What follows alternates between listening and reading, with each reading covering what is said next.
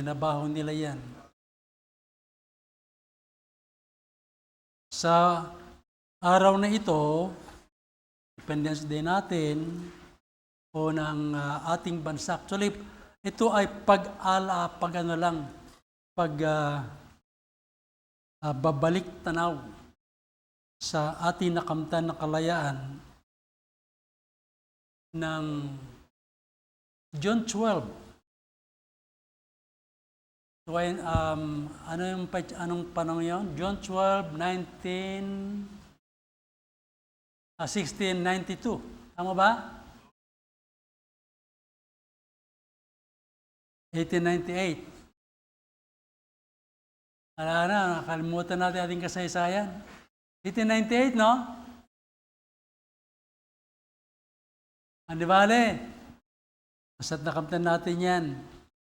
Kaya sa pagkakataong ito, tumayo na tayong lahat, please, as we open our Bible sa book of Titus chapter 2. Titus 2, ating bigyan pansin ang verses 13 and 14. Okay po. Titus 2, verses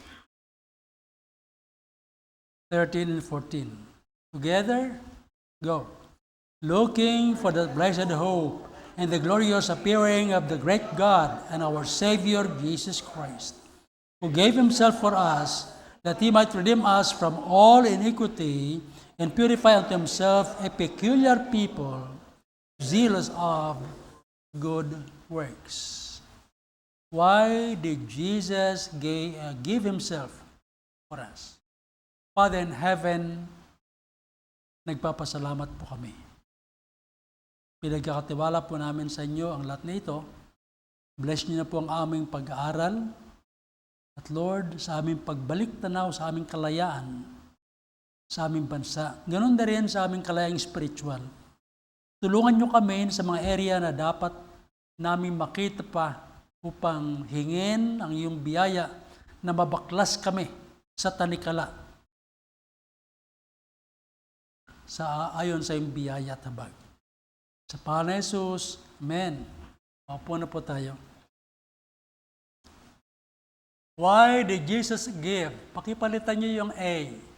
Supposed to be, why did Jesus give himself for us?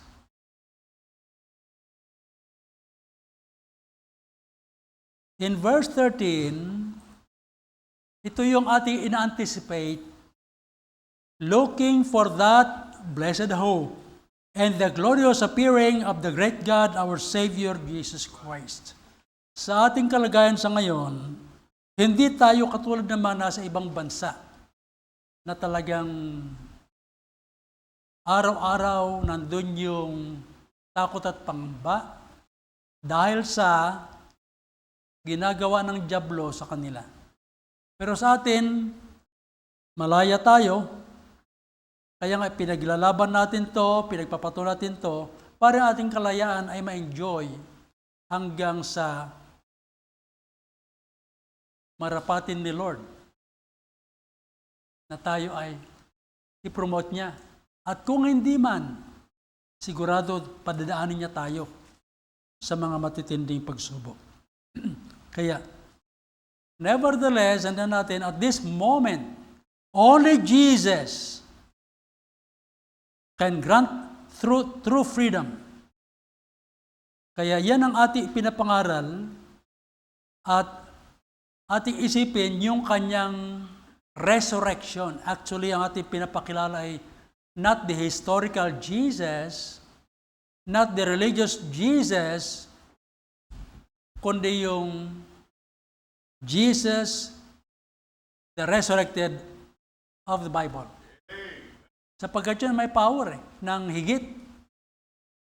At nung resurrect na siya, binalik sa kanya, all power is given unto Him. Sabi ng Biblia.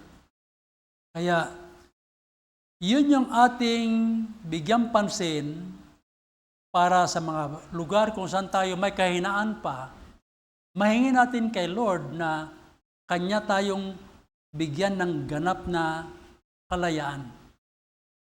Yun ang ating tandaan. Kaya sa ating unang punto na bigyang pansin ay,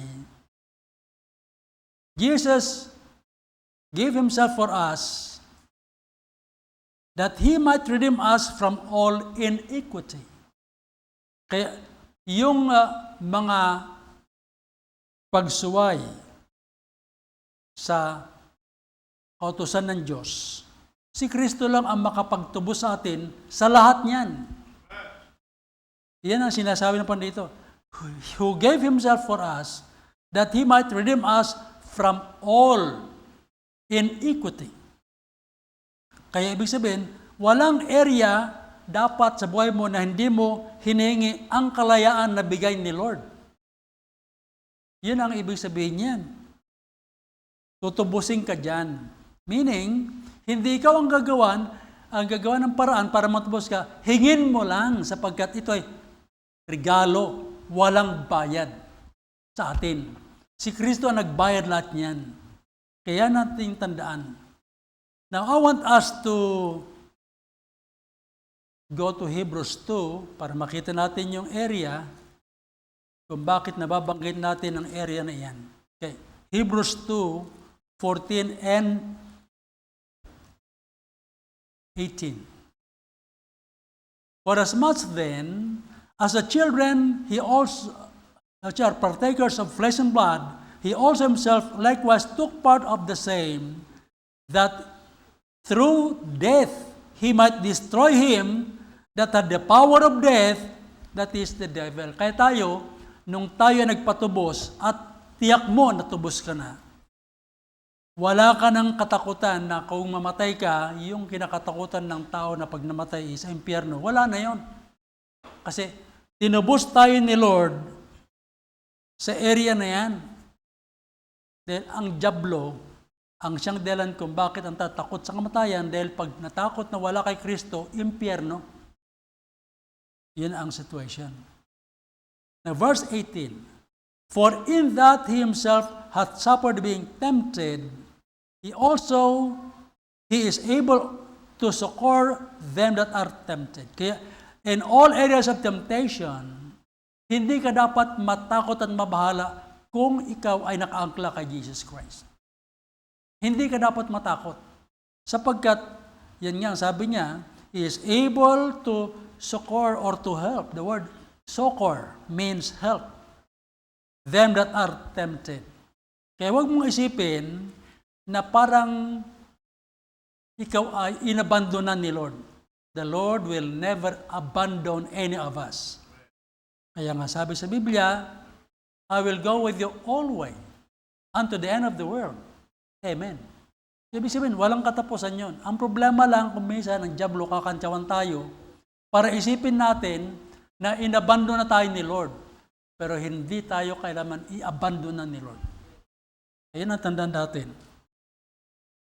Ano pang ating dapat pasalamatan? Na Isaiah 59. Alam nyo, madali mong malata kung ikaw ay talagang namumuhay sa kasalanan o kaya may nagawang kasalanan. Ito. Behold the Lord's hand, verse 59, 1 and 2. Behold, the Lord's hand is not shortened that it cannot save, neither His ear heavy that it cannot hear. The Lord preserved, protects, deliver, and heal. Ito, verse 2.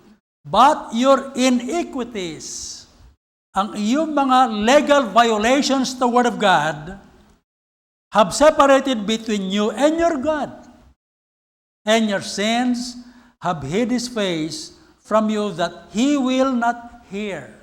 Kaya habang nandyan yung iyong legal violation, hindi ka rin masaya, hindi ka payapa, hindi ka papakinggan. Pero pag dumating ka na sa punto ng admission, confession, and forsaking, yan, diyan ka tutulungan ni Lord.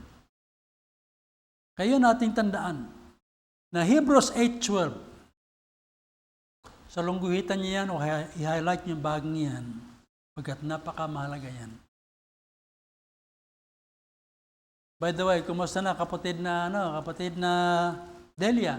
Magaling na? Yeah, praise God. 8:12.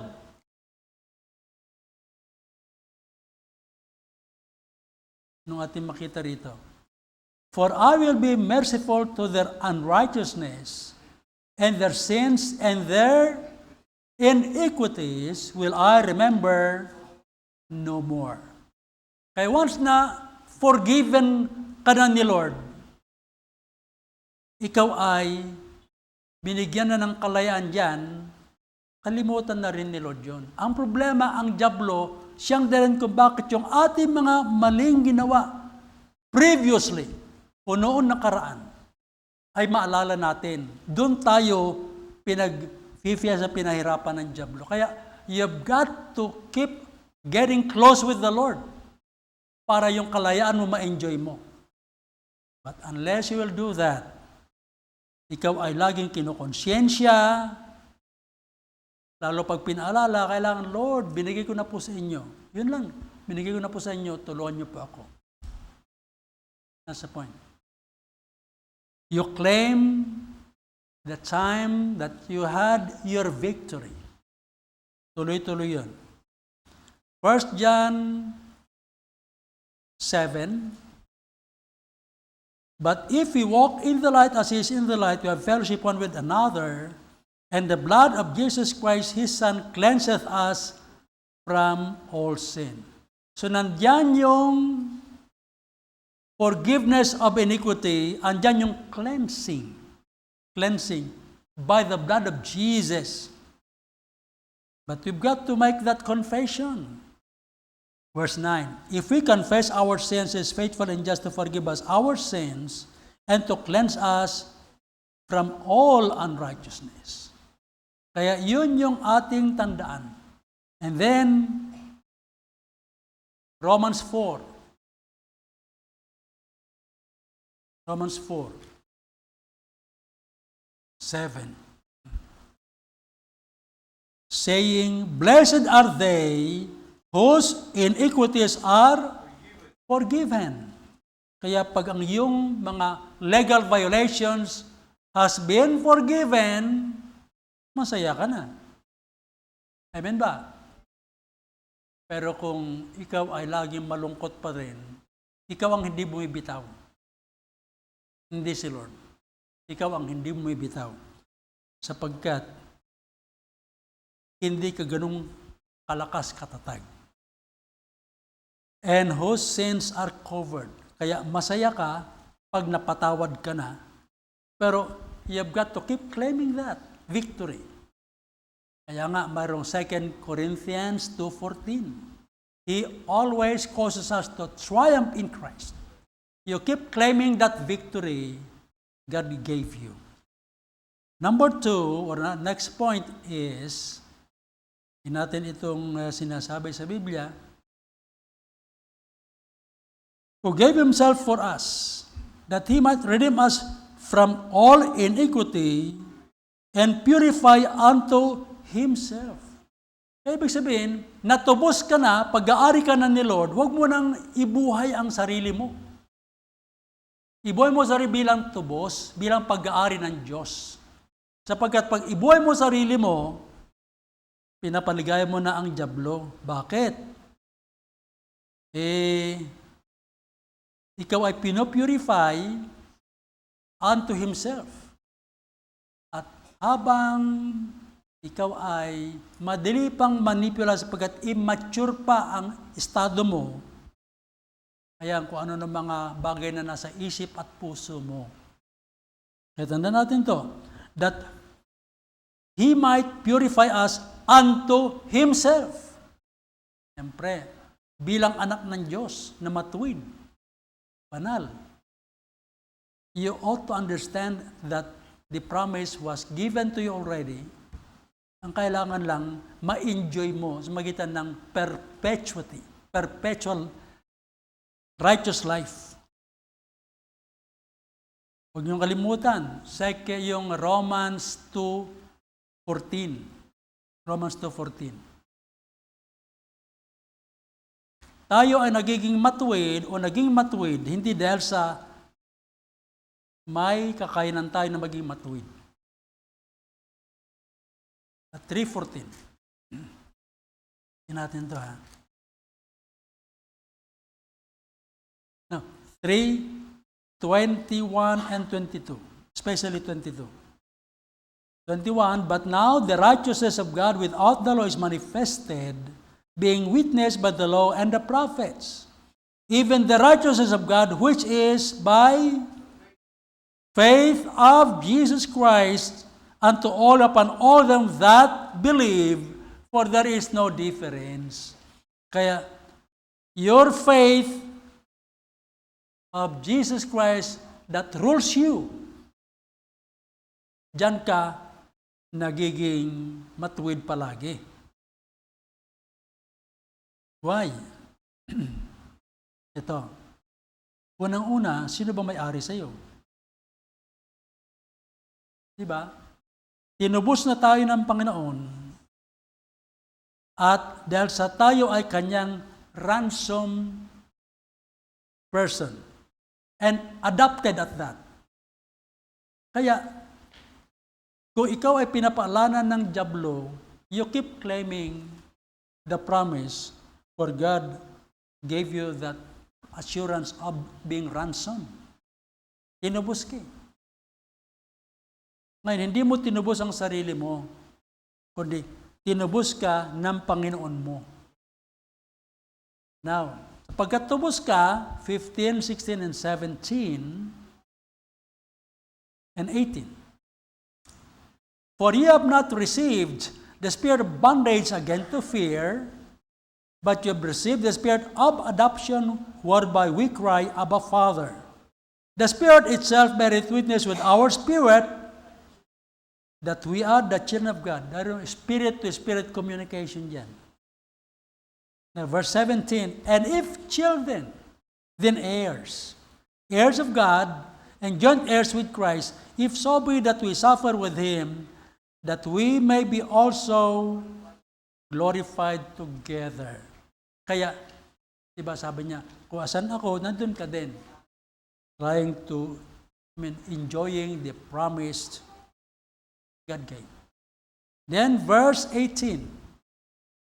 For I reckon that the sufferings of this present time are not worthy to be compared with the glory that shall be revealed in us.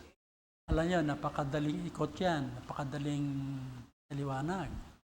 But wait until we will be allowed by the Lord to go through. Yun ang pinaka-trying time. Sa ngayon, wala pa yan. But you've got to be prepared because you might be given the opportunity to go through. Kaya, until then, you've got to ask God to keep preparing you. Preparing me. Kasi wala pa sa atin nakaranas ng ganito dito eh. Alam niyo, sa pagbabasa ko ng yung tortured for Christ. Minsan yung mga tino-torture doon sa Russia. Reklamo yung mga tao. Pinapakain ng tayo ng kanilang kapwa sa kanila. Okay lang kung yung tayo namin. Huwag lang kahit may magawa ba sila? Wala. No, we have not gone through that yet. Well, I trust that we'll be prepared if ever the Lord allow us to go through it. Kaya sa ngayon, yung iba nasagila ng konti, nagkatitigan lang ng affected agad. Maganda yung Psalm 119, 165. Great peace have they that love thy law, and nothing shall offend them. Napakatinding level yan. Kaya, yun. Now, sa ating purification process na dadaanan, Ephesians 2:10. For we are His workmanship, created in Christ Jesus unto good works, which God hath before ordained, that we should walk in them.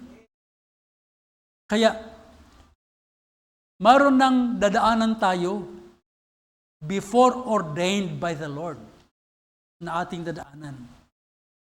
Yun yung dahilan kung bakit tayo hinahanda at inilalaan at pinapadaan sa iba't ibang uri ng karanasan hanggang sa tayo may ihanda upang tahakin yung mga bagay na yan. Kaya mga minamahal, magpakatatag tayo. Now, as we offer ourselves to the Lord, alam niyo, Romans 12:1, I beseech you therefore, brethren, pakitin that by the mercies of God, you present your bodies a living sacrifice, all acceptable unto God, which is your reasonable service. Pag sabing you are a living sacrifice, wala ka ng karapatan sarili mo, yan ay you do things within the bounds of God's will.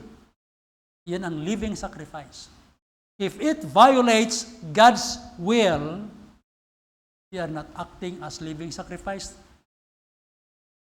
If that's the case. Now, and be not conformed to this world, but be transformed by the renewing of your mind, that you may prove what is that good and acceptable and perfect will of thine. Kaya napakaganda na maintindihan natin to. At dito sa Malakay 3:3, din natin, bago mo ialay ang sarili mo, bago sila mag-alay, ito, actually, is, actual na pag-aalay, ayon sa specification ni Lord. 3:3. But who may abide the day of his coming? And who shall stand when he appeareth? For he is like a refiner's fire, and like fuller's soap. Nandun yung purification program. And he shall sit as a refiner and purifier of silver. He shall purify the sons of Levi and purge them as gold and silver, that they may offer unto the Lord an offering in righteousness. Nandun yung proseso muna ng purification that they've got to go through. Sa atin kaminsan, kahit palyado yung ating buhay, we are not ready as living sacrifices. Kaya pagpun natin na tulungan tayo lagi ni Lord. At papasalamat tayo sapagkat ang kailangan na dyan, yung 1 John 1:9, admission, confession, and cleansing. Admission, confession, and purification or cleansing. Kailangan natin ang tulong ni Lord. Let's go to our text again. Balikan natin. Who gave himself for us that he might redeem us from all iniquity. Alam nyo minsan, yung mga lalit bagay na nininig natin, sabi nga, little things means a lot. Mga little things, huwag nyong ignore. Huwag nyong pabayaan. Kasi nga, alam nyo, yung bato at saka yung buhangin, ano kakapuwing? Buhangin. Little things. Ayun ang ating isipin. Kaya ibig sabihin mga little things, pabayaan mo na yan. Ayusin mo. Amen? Halimbawa, pagka nagkamali ka ng pananalita, naging hindi tama ang iyong binitawang salita, mag-backtrack ka. Sorry sa nabanggit ko kanina. Amen? Sorry sa aking action kasi hindi ko naman talagang pag ganyang situation, talagang nakaka-action ako na hindi tama. Nandun yung ating attitude. Ayusin na natin. Pananalita. At pati sa isip, ayusin mo din. Kasi hindi man nakikita ng tao, pero nakikita ni Lord yan. Kaya yun ang tandaan natin. At nagpapasalamat tayo sapagkat may Panginoon tayo na nagbibigay ng that guide us minutely, pati maliliit na bagay. Kasi napapansin lahat ni Lord yan. Kaya sa buhay at mga bagay-bagay, ayusin natin palagi. Ibig sabihin, halimbawa, ito, case in point, halimbawa, maroon kang malaki yung blessing mo. Eh, may mga barya. May mga barya. Kahit barya yan, pinakamabuti, bigay mo na lang lahat kay Lord yung barya na yan, na kasi isipin mo, oy, dapat yung 85 centavos. Ibigay ako ng kay Lord. Buuin mo na, bigay mo na kay Lord. Little things. Na minsan, sa tithing, sa nagtatithe tayo, nakita yung bulk. Pero yung mga changes, o yung mga change, hindi. Pinakamabuti, para hindi ka masira kay Lord, iusin mo. Lahat na, amen? Kaya yung iba na ang kanyang paraan ay rationalization o pangatwiran. Tataka sila, ba't kaya hindi ako pinagpapala? Tither naman ako. Eh bakit yung barya hindi mo tinaytan? Tama? Mga ganyan, nanineglect. Well, if you are to obey totally, patulayan mo.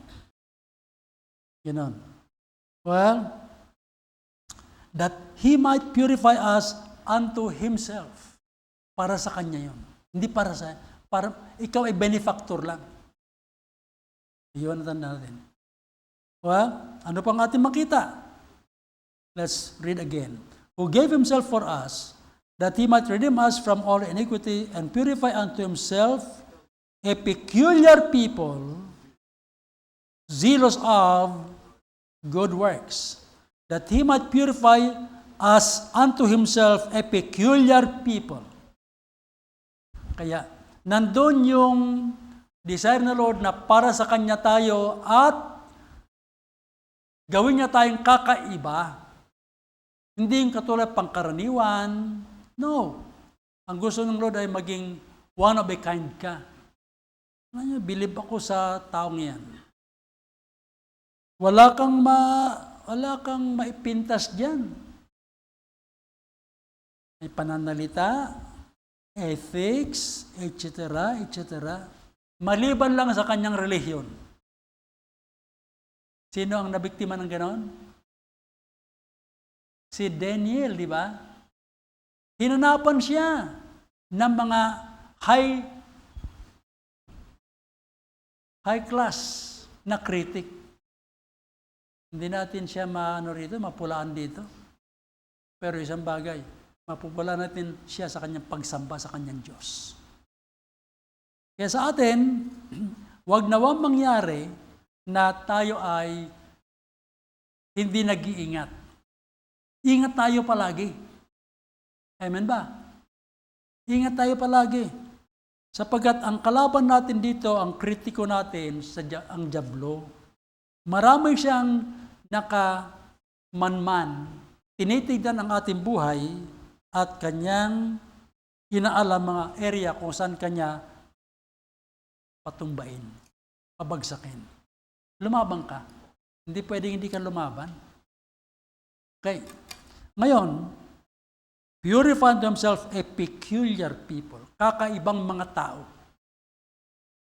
Pag tinignan ka ba, tulad nung marong isang mother o wife, sabi niya, believer to. Sabi niya, alam mo, ako na ang pinaka masayang wife. Kung ikaw sana save. Sabi nung mister, ano? Teka muna. Ako, umiinom. Ikaw, umiinom din eh. Eh sa akin kasi, social drinking. Social drinking. And then, ako nigarilyo. Nanigarilyo rin ako eh. Nadigarilyo ka rin eh. Ganun ba? Ang tawag niyan ay social smoking.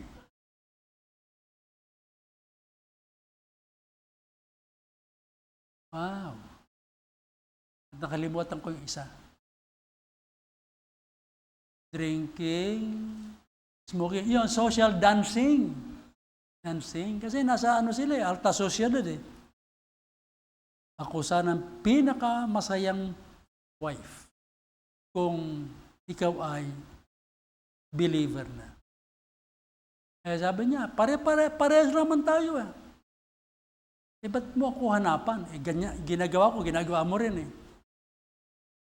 Sabi nung yung babae na tahimik, umiyak kay Lord. Hindi niya pinakita sa mister. Umiyak kay Lord. Iniyakan niya yung kanyang pagkukulang, basta't pagkukulang niya. Hindi siya naging patotoo. Ano nangyari?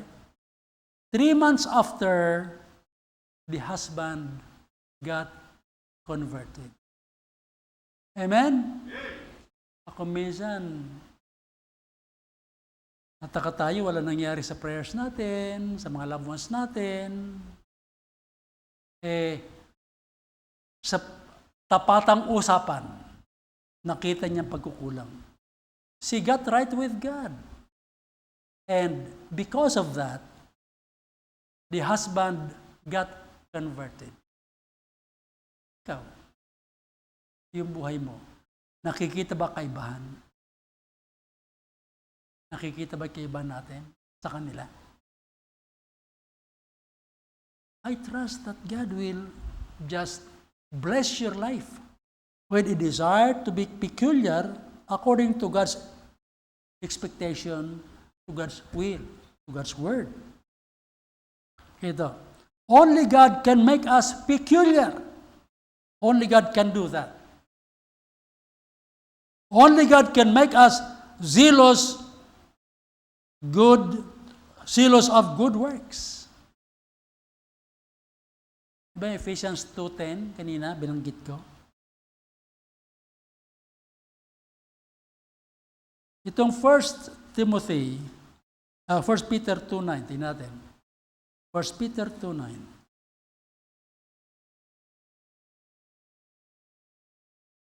Ito.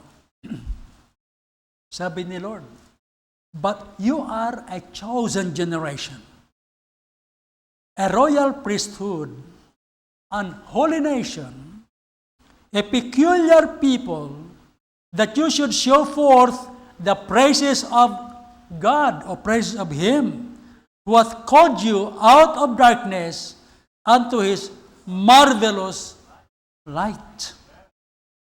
Talagang kikita natin, ang ganda i-memorize to. You are a chosen generation, a royal priesthood, an holy nation, a peculiar people that you should show forth. Show them the difference. Pakita natin na iba nga tayo. Now, if we are trying to please God, trying to do these things, tayo ay tumutugon dito sa Philippians 4:6. Anong nasa Philippians 4:6? Tingnan natin. Sana maging katugunan tayo sa Philippians 4:6. Okay. Tama yun. Tingnan natin. Philippians 4:6. Be careful for nothing, but in everything, by prayer and supplication with thanksgiving, let your requests be made known unto God. In short, huwag kang magwala. Amen ba? Huwag tayo magwala. Maging maingat tayo. Maging metikuloso tayo. Yun ang gusto ni Lord. And once we have that desire in compliance to God's Word, let's go to Mark 11. Mark 11.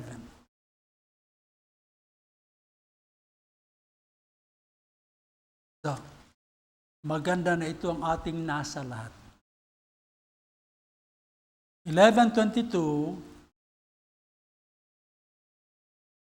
Jesus answering said unto them, have faith in God. Yung faith na ito ay yung faith ni Jesus Christ. Kasi naman sabi sa atin have the faith of Jesus Christ. Okay. Have the faith that the Lord builds. The Lord uses. For verily I say unto you, that whosoever shall say unto this mountain, be thou removed, and be thou cast into the sea, and shall not doubt in his heart, but shall believe that those things which he saith shall come to pass, he shall have whatsoever he saith. Yung mga imposible naging posible, pag ang faith na angkla mo ay faith of Jesus Christ, the impossible then can be made possible. Only God can do that. Now, I want us to ponder a little sa 24. Napakaganda to. Therefore I say unto you, what things soever you desire, when you pray, believe that you receive them, and ye shall have them. Amen. You desire, you pray, you believe, you receive. But before that, I want you to remember this. 25. And when you stand praying, forgive. As Christ forgave you, so also do ye. Mapagpatawad ka, magkaroon ka ng malinis sa puso. Be like Christ. Sa harapan ni Christ, andun yung mga tao na mga siraulo. Anong kanyang prayer sa Ama? Father, forgive them, for they know not what they do. Nandun yung forgiveness.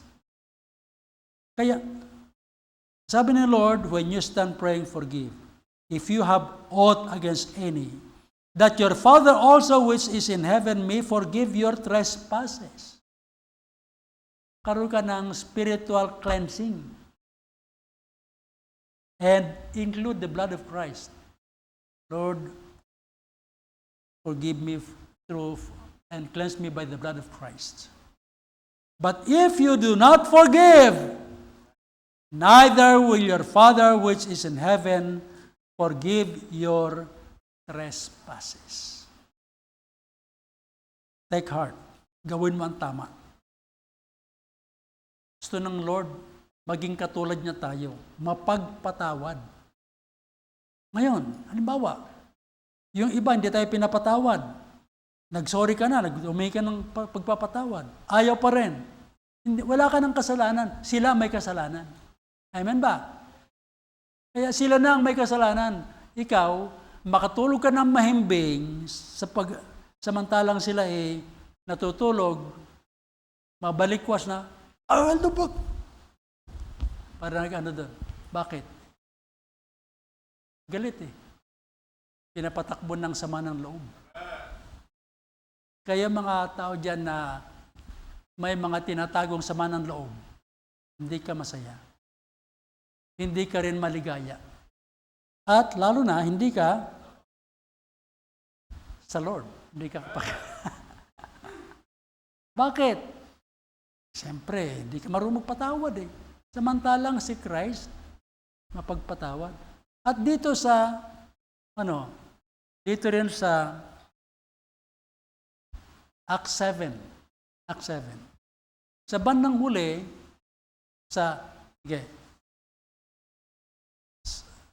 dito sa Acts 7:60. 50, let's read The verses ahead of that. Okay, anyway, sa verse 60 lang, okay na. Pero 59. And they stoned Stephen, calling upon God and saying, Lord Jesus, receive my spirit. And he kneeled down and cried with a loud voice, Lord, let not descend to their charge. Lord, huwag niyong ipataw ito sa kanila. That is Christ-like. And when he had said this, natulog na. Pero mo yan, huwag niyong ipataw ito sa kanilang kasalanan, sa kanilang mga gawang mali. Kaya, alam niyo, ganyan tayo. We should learn to forgive and forgive according to God's will. Yan ang kanyang ginawa. Yan ang ginawa ni sino to taong ito? Esteban. Di ba? Yan ang ginawa ni Esteban. At yan ang gagawin ng mga anak ng Diyos sa Moriah. Amen? Amen? Oh, amen ba, ladies? Ano ba? Men. Ayun. Malakas. Kaya tayo, pasalamat tayo kay Lord. Ibinigay niya ang kanyang sarili para magkaroon tayo ng attitude na katulad niya. We should be a reflection of Christ's character trait. Dapat yun ang ating punteriya palagi. At tignan natin, balikan natin itong ating binasa. At ito ay perpetual promise. Okay ha? Verse 14. Who gave himself for us that he might redeem us from all iniquity. Meaning, halimbawa, mula ngayon hanggang next week, marami tayong pagkukulang na nagagawa. You ask God to redeem you from all iniquity. And purify unto himself a peculiar people. We be purified as peculiar people, nakakaiba, zealous of good works. So yun ang ating hangarin na makamtan. At umasa tayo, especially, alam nyo, pag ikaw ay nag-aakay ng kaluluwa o nagpe-pray na maligtas sa ang isang kaluluwa, you are of higher level of spirituality sapagkat you are trying to rescue. Amen ba? You are trying to rescue. So, anong gagawin natin? We've got to make a commitment na by the grace and mercies of God, magawa natin ito. Kung maroon tayong mga sama ng loob sa ating mga puso, humingi tayo ng tawad. Lord, alam ko, wala sa mga gagamitin yung ganitong attitude na mapagtanim, mainggitin, at mga ibang mga bagay na mali. Hingin natin kay Lord na bigyan tayo ng kakaibang katangian at tulad itong peculiar people, zealous of good works. If we are to ask God for it, He may bless us. At maaring bigyan tayo ng maakay na kaluluwa. Now, sapagkat di naman natin alam kung kailan tayo bigyan ng Panginoon ng spark of revival, get ready lang na once given the chance, seize the opportunity. Amen? Given the chance, seize the opportunity. Especially tayo, pinagmalasakitan lang din eh. Na tayo man ay magmalasakit din.